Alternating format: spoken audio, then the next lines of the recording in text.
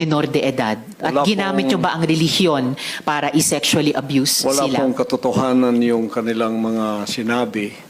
Kung meron po silang mga charges na criminal laban sa akin, malaya po silang mag-file ng kaso at doon ko haharapin at sasagutin sa tamang forum sa korte ng ating lupa tulad ng kinakarap namin ngayon.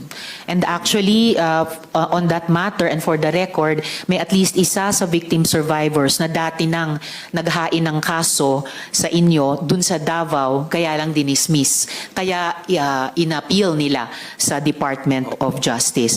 Yun naman pong mga testimonya ni na Ms. Valdewesa at ni Julia, tinatanggi nyo ba ang mga testimonyang iyon? Tinatanggi ko po. Wala pong mga katotohanan yung kanilang mga sinasabi, kundi sa aking paningin ay kabaligtaran. Ngunit hinahamon ko po silang mag-file ng kaso sapagkat ito ay mga kriminal na mga allegations.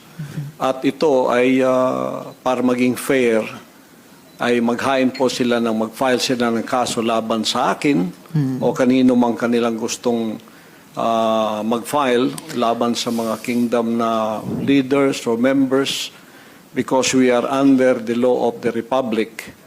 Tulad po kay Masayon, yung kanyang sinabi. Pastor, i-interrupt ko muna kayo doon dahil tinatanong ko muna yung mga testimonya ni na Ms. Valdewesa at ni Julia. Sorry po. Pinalimos niyo po ba yung mga bata para i-sustain ang operasyon ng KOJC at para tustusan ang inyong lifestyle? Wala po kami